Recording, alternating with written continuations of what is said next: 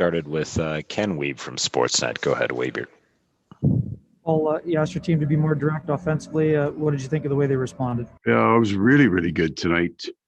Driving pucks to the net, thinking, shot first, and there's a lot more chaos around their net that we haven't seen from our team. It's been fairly kind of clean in and out. We either beat the goalie or didn't get much action of it. The second and third, especially, it was really, really good. Just Mason Appleton driving the net that draws the penalty that leads to the goal. There was lots of direct play with the mindset of pucks to the net. And we'll go next to Jeff Hamilton from the Winnipeg Free Press. Go ahead, Jeff. Well, you got a lot of power offensively with your forwards, but a guy like Mason Appleton consistently makes the argument to make us take notice of him, and he seems like the guy who, with all the responsibility he has on the defensive side of the game, for him to add on defensively and just do all the little things right, it must be a pleasure to have him on your team. Yeah, he's really developed into accepting a style of play that he can excel at. So it's different than the Nikolai Ehlers or Kyle Connor, right? It's a different style of game. He has killing penalties and playing with Adam. They play against the other team's best an awful lot. And then there's offense there. It's just going to look different, right? It's going to be a different style. So tonight was a perfect example. Drive the net twice, once for a goal, once for a drawn penalty that leads to a goal. And that's real offense. That's not a less skilled offensive game. As a matter of fact, as the games become, as you move closer and closer to the playoffs and into the playoffs, that's the style of game that's played, and he should be able to excel in that. We'll go next to Paul Friesen from the Winnipeg Sun. Go ahead, Paul. Paul, that second period, your team looked really crisp and fast. It was a little wide open, but how close was that to what you envisioned? Right. So that I felt was our offensive game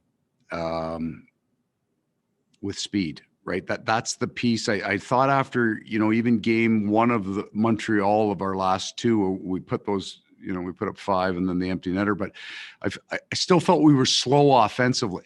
And then tonight, I thought we were fast offensively, so it looked different. We hit a bunch of posts. We had chaos created around the net that we recovered, and then it sped our game up. So now that I think a big chunk of the quality of our defensive game kind of comes off that, our gap is right from the offensive mindset. So that's, I would say, and I don't think that it was where the other team fell off or we were just snapping it around and they were having a tough period. I thought we drove the period. I thought we had that second period was as close to the offensive game kind of in our mind that we did both. We made plays, but we also grunted some work to the offensive game. So that I agree with you. That second period especially would be a template. We'll go next to Scott Billick from the Winnipeg Sun. Go ahead, Scott. Paul, what did you like? And maybe it was just a byproduct of how offensively well your team was going. But what did you like about how your defense seemed to funnel pucks away from that, away into the corner? A lot of giveaways tonight from Vancouver. What did you like about your defensive game, I suppose? I thought our gap was right, and we set it early, and we set it in the offensive zone. So even our neutral zone probably over the last 7 games has been as good as it's ever been in terms of deflecting to the outside. And then our original gap from their end back was very, very tight. So we were able to step up on pucks and knock pucks back in and then counter off those. I still think it comes from that idea in the offensive zone. We put more pucks to the net, which put them in a different breakout position. So we didn't have to give ice, and then the kind of confidence grows, and then your gap gets really, really tight. So you're not giving much up off the rush. We'll go next to Mike McIntyre from the Winnipeg Free Press. Go ahead, Mike. Thanks, Gregor. Paul, you guys give up that late goal in the second there after a really strong period. And, you wonder how teams respond to something like that. It didn't look at all like you guys were sitting on the lead in the third. In fact, you kept taking the play to them and built on it. So it's kind of a bit of a theme of this group. They understand what they see on the ice. So we played a really strong second period, and that goal had nothing to do with how good our period was. So they just kind of continued. I thought tonight was a real tough matchup for us. We're 4-6. They came off 3 days rest. I thought it was an even match last game in that 3 and 5 you can handle. You might even have a slight advantage in terms of being sharp with the other team having 3 days off. But I thought tonight was the night that we were at a big disadvantage in the game. So to put it in perspective, though, I thought that Vancouver had been in a huge disadvantage for a big bulk of their start, right? They played 4 more games than we had. They got pounded on those nights where they didn't have that jump. And I thought tonight set up for us that way.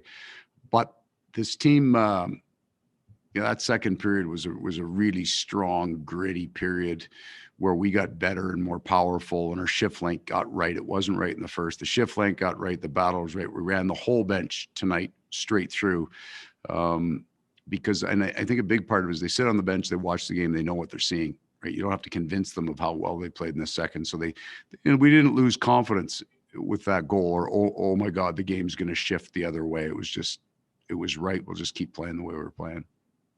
And final question to Sean Reynolds from Sportsnet. Go ahead, Sean. Paul Laurent-Brossoit was asked about, you guys not losing back-to-back games very often. He said depth he thinks has something to do with it, but depth doesn't do anything for you unless you get it going up and down the lineup. So I guess the question becomes, you get such a full performance from your entire team tonight. What have you done to be able to get them to come out and basically have everyone standing at attention at a time where you guys do not want to be giving up back-to-back losses?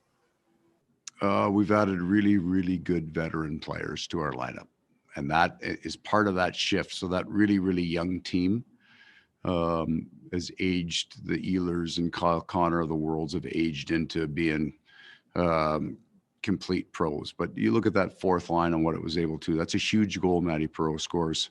Gets us feeling good after a first that was just okay. And then you look at Thompson and Lewis, who are very, very strong, played a lot of minutes tonight, had some really important shifts for us, but also Forbert comes in as a veteran guy. So I think adding 3 or 4 veteran guys to your group, Paul Stastny, I mean, the goal alone, but the quality of his play, I think that's where it comes from. We got men that kind of understand that 4-6, we're going to be behind it a little bit. So it might look a little gritty and it might not be smooth, but you can win a hockey game like that. Thanks very much, Coach. Thanks, everyone. Have a good night.